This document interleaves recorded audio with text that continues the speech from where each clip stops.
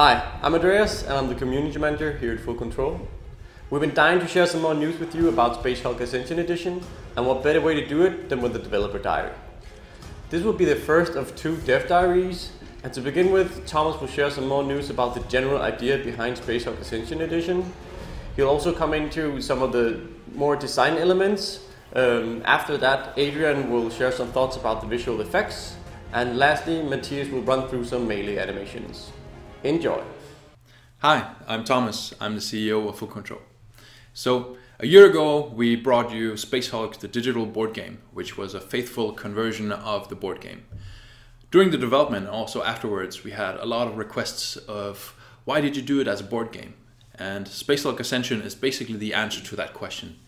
We're right now really happy to show you the first shots out of Space Hulk Ascension, the video game, which is a way more turn-based role-playing game, as a lot of people would expect out of a computer game. So one of the questions that we got a lot is, what's Ascension, and is this just like a deluxe version of the board game? No, Ascension is essentially a standalone game. But it's not a revolution, it's an evolution into a modern turn-based strategy game.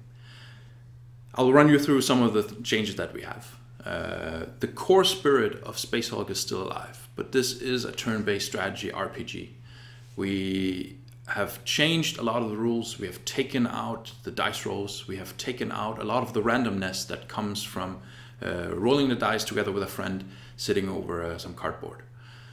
Some of the examples that I can give you of the rule changes that we implemented are that instead of getting a random amount of command points that you get for every turn, now command points is a fixed amount of extra action points that you get as a buff as you stay close to your sergeant.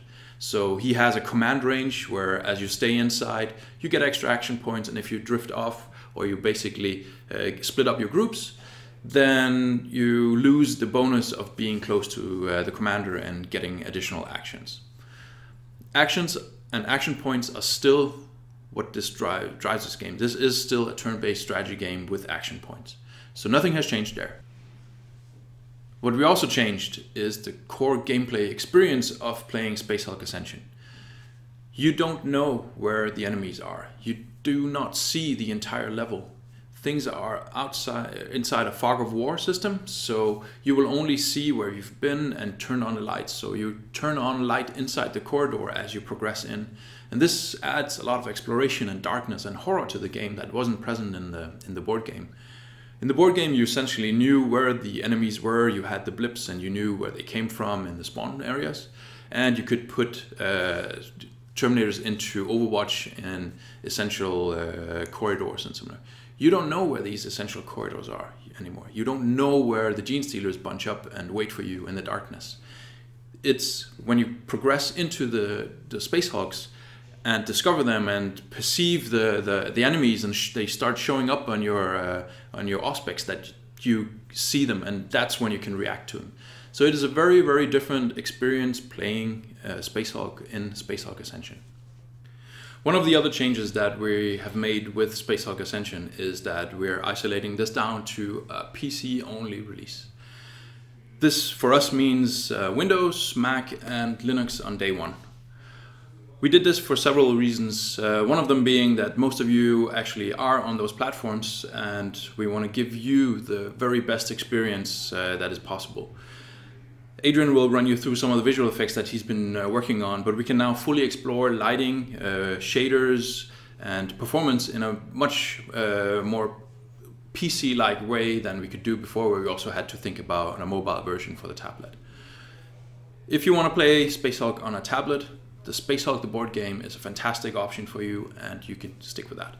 Space Hulk Ascension is not going to come to the tablet because it technically uses all these dynamic lights that turn on and off as you progress through the levels. And it's simply not possible to run these kinds of lights on mobile tablets at this point in time. Possibly in the future, but right now it's not.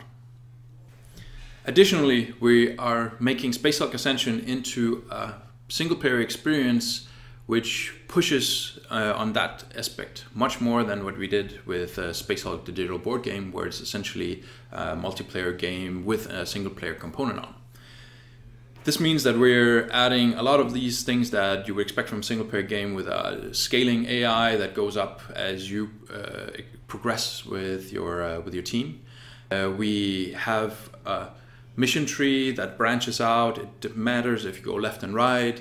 You get bonuses. Your squad carries over. So as you survive some members, they will be carried on onto the next mission. But if you die, depending on the difficulty level, you will have to get new Terminators into your squads. So that part really matters again, and delivering a more meta story on top of that. Also, to further the single-player experience, we're adding customization and RPG elements to the Terminators and the squads. For one, you can load out your squad as you like, within a few restrictions of how many commanders and librarians and so on you can use. You can pick and choose between what kind of loadout you want to go with. Weapons are equipable. There is equipment that will enhance the gameplay as you unlock it. As your Terminators level with the XP system, they gain more skills and attributes, perks as you would. You could freely select those and build the squad that you would like. So those kinds of things are possible because we concentrate more on the single-player experience this time around. But back to the core game. The core game, where we changed there is a lot of the rules. We removed the dice mechanics for one. So everything now is either rolled on a percentage scale or is deterministic. And I'll give you a few examples of what it is that we changed, because we kept the spirit alive of the original game. It is still Terminators versus Gene Stealers. It is still a hard game. You will have to progress into enemy territory. So those core essential things around Space Hulk have not changed. But looking at the individual rules and mechanics in the board game, a lot of them were made to make the board game experience really cool with a friend and rolling against each other with dice. That isn't what a video game is about. Video game is a lot about taking the right actions, very few random elements, but being deterministic in things so that you can determine what it is you want to do and have a fair chance of knowing what it is. Adding the unknown as an element into the randomness, but still keeping as much of the random stuff out of it. Tactical options, one of these really essential things. We have added a lot of these options into how you want to play the game, way beyond what the board game has to offer. We've added a lot of weapons, that, for example, combi bolters, combi flamers, combi melta, which have different firing modes. Storm bolters have different firing modes, so you can lay down suppressive fire, you can do burst fire at a lesser accuracy and chance to hit, or you can do the regular shots.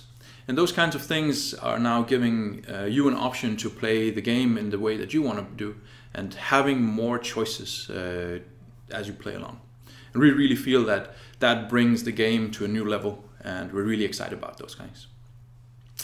To counter all your tactical options and the advantages that you would get out of that, the enemies have now been diversified. You will have different kinds of Gene Stealers that you meet. They will have armor plating, some of them, which gives them essentially an additional life that you have to take out. There are variations like flesh hooks, where a shootout and in a close range will grab onto you and drag you into close combat. You have acid moths, which are really acting like the boomers in Left 4 Dead. So if you kill them up close, they will create a toxic cloud around them as they die. And if you're standing inside that toxic cloud, that essentially is the same as getting a flamer hit. And we have other changes, and we're going to show you some of these in some of the videos further on. But it is really giving the game a new life and a different way of playing it, while still keeping the spirit and the core alive.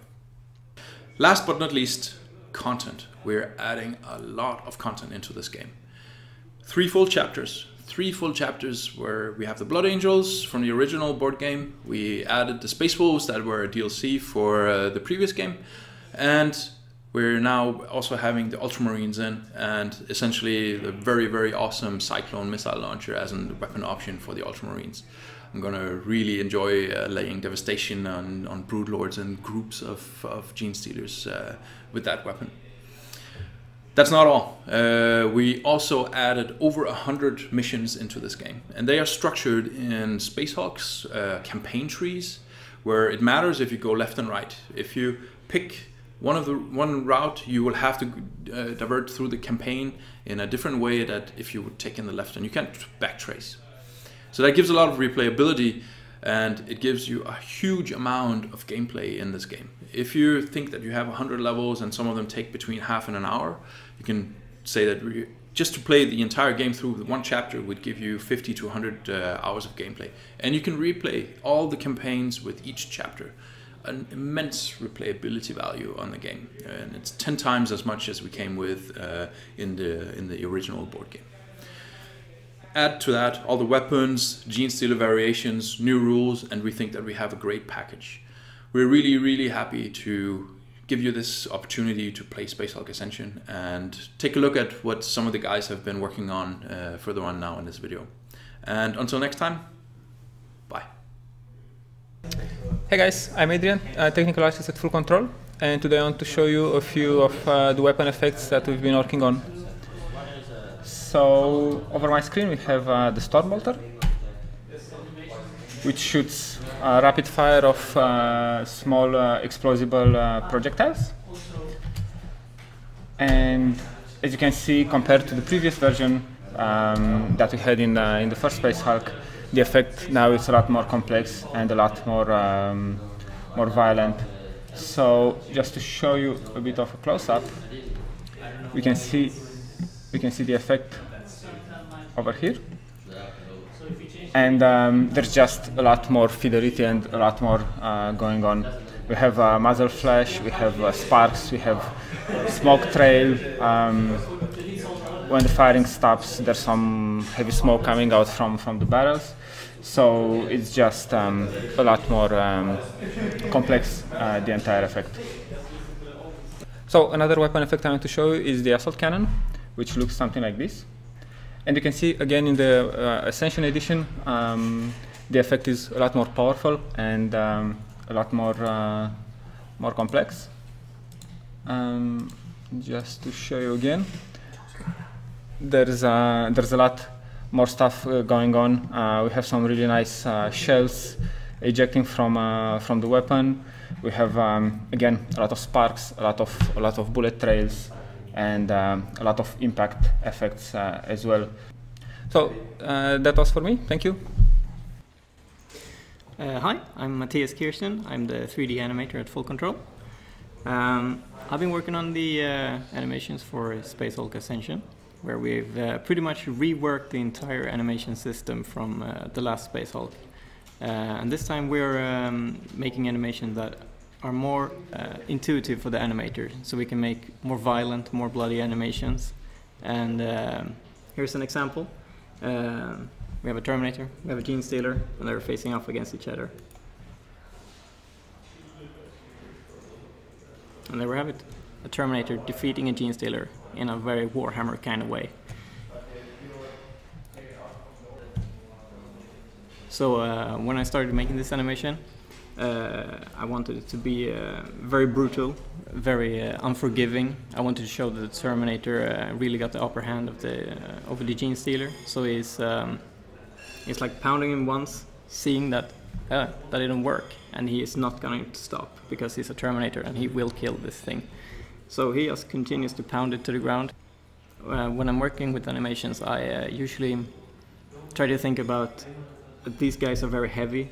I'm not sure how much that armor he's wearing actually weighs, but I'm pretty sure it's like a small car or something. So they can't be like Jackie Chan jumping around and doing that kind of stuff. Even though I think that's cool, I can't do it in this game. So I'm thinking about the weight everything has. It's gonna be slow, and when a Terminator actually brings his hammer down in this way, if you do it fast, if he is doing it fast, that means that there's a lot of weight behind that, and that Gene Stealer is not going to survive it. Even though they're very slow and heavy, it's still a game, and we need to make sure that the animation is fast and fluent, so it's fun to play. So we also made sure that every walking animation, turning, transitioning between different types of animation is fast, so that every every time you're moving your character around, you're not going to sit around waiting for him to start moving. He's going to move instantly. We want it to feel very, very nice for the player to play. As a final note, I thought you would like to see some more cool animations.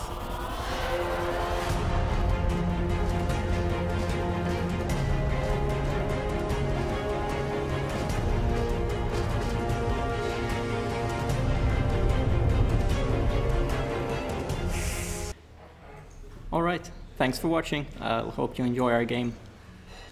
I hope you enjoyed this dev diary and are looking forward to the next one. You can find more information on our Facebook page or Twitter on our own website. Bye!